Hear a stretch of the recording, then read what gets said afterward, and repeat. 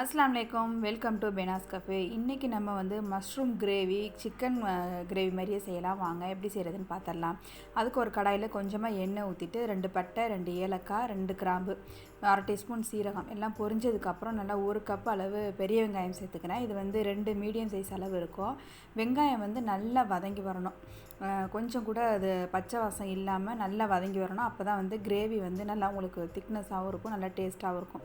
So நல்லா பொறுமையாக அதை வந்து வெங்காயத்தை நல்லா வதக்கி விட்டுருங்க.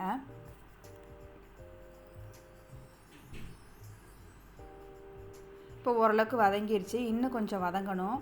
அது வரைக்கும் நம்ம வெயிட் பண்ணலாம். ஒரு 5 நிமிஷம் அளவுக்கு நல்லா வதக்கி விட்டுருங்க. இதுக்கு அடுத்து நல்லா பழுத்த தக்காளியாக 2 தக்காளி வெட்டி வச்சுருக்கேன், அதை சேர்த்துக்கிறேன். தக்காளி மசிகிறதுக்காக ஃபஸ்ட்டு அதுக்கு ஒரு டீஸ்பூன் உப்பு சேர்த்துக்கிறேன். இது சேர்த்துட்டு இதை ஒரு தடவை நல்லா கலந்து விட்டுட்டு இதை ஒரு 5 நிமிஷம் மூடி போட்டு வேக வைக்கணும். அப்போ தான் வந்து தக்காளி நல்லா மசிஞ்சு குழஞ்சி வரும். அப்போ தான் வந்து கிரேவி உங்களுக்கு திக்னஸாக இருக்கும். இப்போ அதை மூடி வச்சிடலாம். ஒரு 5 நிமிஷம் வெயிட் பண்ணோன்னா தக்காளி நல்லா குழஞ்சி வெந்துடும். நம்ம பழுத்த தக்காளியாக சேர்த்துருக்கிறதுனால சீக்கிரமே வெந்துடும்.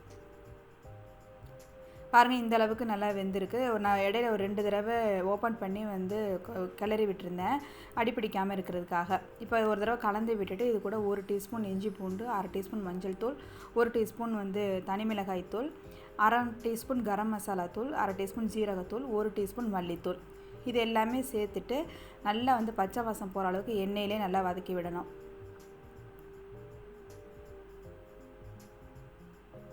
அடுப்பை சிம்லேயே வச்சுக்கோங்க, இல்லைன்னா மசாலா வந்து கரிஞ்சிடும். இதை நல்லா வதக்கி விட்டுருங்க. கொஞ்சம் கூட பச்சை வாசமே இருக்கக்கூடாது. கொஞ்சம் நல்லா எண்ணெய் பிரிஞ்சு வரணும், அந்த அளவுக்கு வதக்கி விட்டுருங்க. இதுக்கப்புறம் உங்களுக்கு காரத்துக்கு தேவைப்பட்டால் பச்சை மிளகாய் சேர்த்துக்கலாம். நான் சும்மா வாசத்துக்காக ஒரே ஒரு பச்சை மிளகாய் மட்டும் கீறி விட்டு சேர்த்துக்கிறேன்.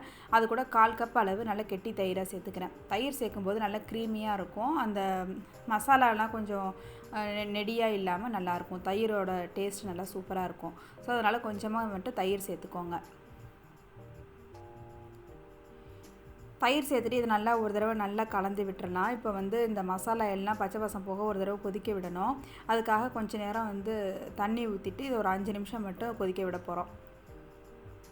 கொஞ்சமாக தண்ணி சேர்த்துக்கோங்க. நம்ம அப்புறமா கிரேவிக்கு தண்ணி கொஞ்சம் சேர்க்கணும். இப்போ மசாலா வந்து வேகிறதுக்காக மட்டும் நம்ம கொஞ்சம் ஒரு 1/4 கப் அளவு மட்டும் தண்ணி சேர்த்துக்கலாம்.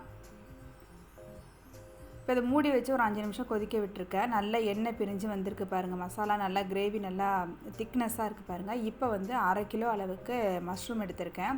அதை வந்து கொஞ்சம் பெரிய பீஸாகவே தான் வெட்டியிருக்கேன். ரொம்ப பொடியாக வெட்டினோன்னா இது சுருங்கிரும். அதனால் கொஞ்சம் பெரிய பீஸாகவே வெட்டி வச்சுக்கோங்க.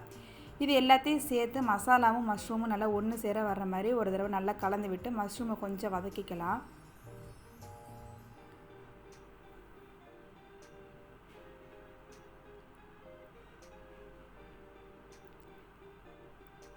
இப்போ இதை நல்லா ஒரு தடவை கலந்து விட்டுட்டேன். இதை அப்படியே விட்டுட்டோம்னாக்கா மஷ்ரூம் கொஞ்சம் நேரம் அப்படியே வதங்கி வரும், கொஞ்சம் சுருங்கிரும். இதுக்காக நான் ஒரு மூடி போட்டு ஒரு 5 நிமிஷம் மட்டும் வேக விடுறேன். 5 நிமிஷம் ஆயிடுச்சு பாருங்கள். மசாலா கொஞ்சம் வந்து மஷ்ரூம் சுருங்கி வந்திருக்கு. இதுக்கப்புறம் உங்களுக்கு கிரேவிக்கு தகுந்த மாதிரி நீங்கள் தண்ணி சேர்த்துக்கலாம். உங்களுக்கு குழம்பு மாதிரி வேணால் தண்ணி அதிகமாக சேர்த்துக்கலாம். இல்லை திக்னஸாக கொஞ்சம் செமி சாலிடாக வேணும்னாக்கா கொஞ்சமாக தண்ணி சேர்த்துக்கலாம். நான் கொஞ்சம் குழம்பு மாதிரி தான் வச்சுருக்கேன், அதனால கொஞ்சம் தண்ணி கூடவே தான் சேர்த்துருக்கேன். தண்ணி சேர்த்து நல்லா 5 நிமிஷம் போல் நல்லா கொதிக்க விட்டிங்கனாக்கா நல்லா கிரேவி சூப்பராக ரெடி ஆயிரும். இதை வந்து நீங்கள் சப்பாத்தி, அப்புறம் வந்து தோசை, அப்புறம் ரைஸ்க்கு எல்லாத்துக்குமே நீங்கள் வச்சு சாப்பிட்லாம். நல்லா சூப்பராக இருக்கும். நல்லா கொதிச்சதுக்கப்புறம் லாஸ்ட்டாக கொஞ்சமாக மல்லி இலை தூவி இறக்கிட்டிங்கன்னா மஷ்ரூம் கிரேவி சூப்பராக ரெடி ஆயிரும். இது நீங்கள் சாப்பிட்றதுக்கு சிக்கன் கிரேவி சாப்பிட்ற மாதிரியே நல்ல டேஸ்ட்டு கொடுக்கும். நீங்கள் வந்து இதே மாதிரி ட்ரை பண்ணி பாருங்கள். நான் வந்து 1/2 கிலோ அளவுக்கு நான் உங்களுக்கு அளவு சொல்லியிருக்கேன். நீங்கள் அதுக்கேற்ற மாதிரி உங்களுக்கு அட்ஜஸ்ட் பண்ணிக்கோங்க. இந்த மாதிரி ஒரு தடவை மஷ்ரூமை ட்ரை பண்ணி பார்த்துட்டு உங்கள் கமெண்ட் பாக்ஸில் சொல்லுங்கள். தேங்க்யூ.